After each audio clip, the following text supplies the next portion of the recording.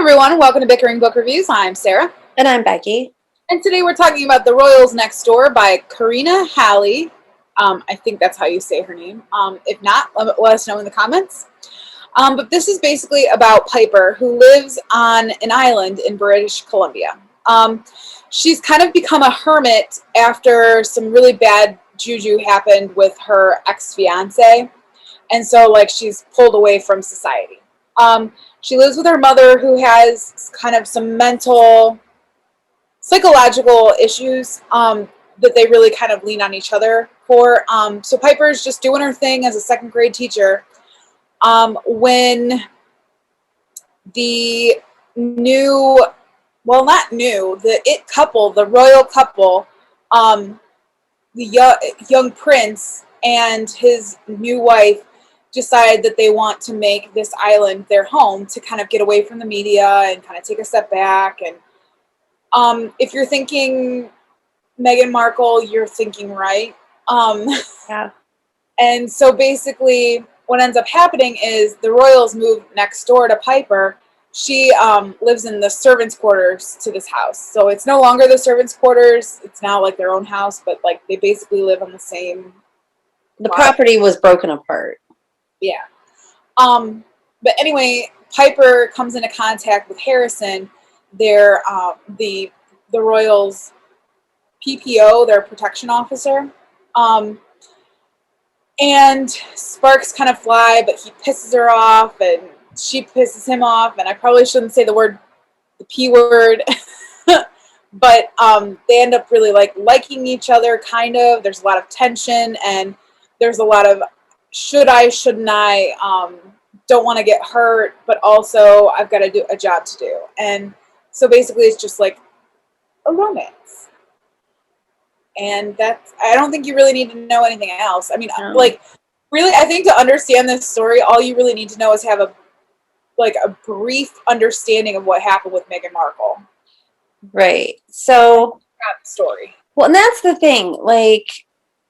I didn't love this. I wanted to love this book. I thought this book was going to be funny. It's not funny. It's not rom-com-y. It's not quirky. It doesn't have a particular amount of charm to it. Piper is just kind of, she's not amazing. I wanted more out of her. More out of Harrison too. There was right. He had the potential, but it just never got there. Yeah, dark broodiness, but it kind of fell flat.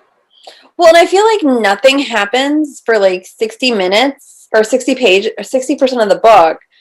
And then all of a sudden it's bam, they jump into bed together. Yeah. And then it's constant. But some people may want, I don't know. To me, I need more of a story. Right. And then the conflict of why Piper finally stands up for herself. I was just okay. I was actually slightly uncomfortable by all the Meghan Markle stuff. The Meghan Markle stuff was uncomfortable, but getting back to the conflict, that felt very soapbox, the author getting on her soapbox and talking about romance books, and It felt just odd and just not. It didn't gel with the rest of the plot. It was just none of the book gelled.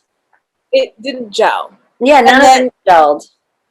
The Meghan Markle stuff, that felt, I don't know, it felt like she was using their life for fodder. You know what I mean? Right.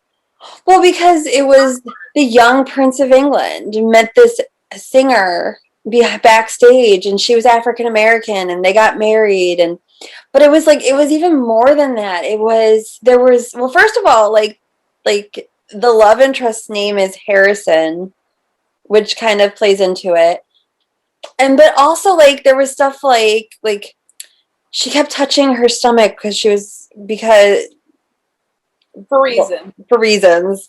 And I'm and that's something that the press tore into Meghan Markle. And there were a couple other things. I was just I don't know. It made me, like I said, it made me uncomfortable to the point that I was couldn't she have developed this with her own idea? And I kind of get the idea, the people who were living in Canada when Meghan Markle and Prince Harry moved there, I'm sure their lives were there was upheaval. But I just, couldn't it have been the royals been from a different country? Couldn't it have been from a made up country? Couldn't it have been Right. an entirely different kind of, couldn't it have been, gender swapped? I don't know. This is a fiction book. She really had the ability to really kind of change everything if she wanted to, because it's a fictional world. But I think that if I had been swept up in the romance, I wouldn't have noticed it.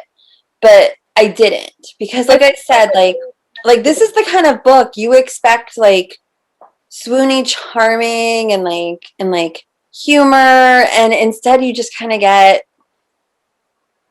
it wasn't, yeah. it felt flat. I really wanted to love it. And I think part of the problem is if I had loved Piper, I would have been able, everything else I'd been fine with, but I never loved Piper. I think I love the dog the most of all. Yeah.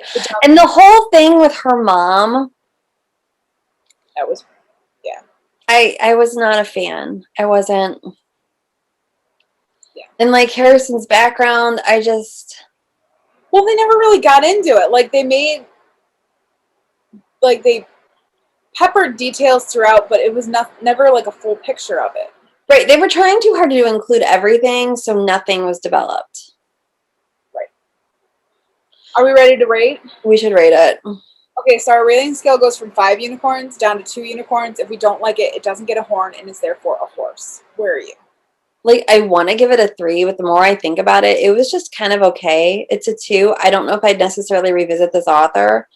And not just because of like the premise, but I just didn't like her characters. See, and I think I'm going to go with a 3 because I really wanted to like this book and this author. And so maybe I'm hoping for better in the future. I don't know. I probably should give it a 2, but I think I'm going to give it a 3. Okay. Well, and that is where we are on the Royals Next Door, and we'll see you around. All right. Bye. Bye.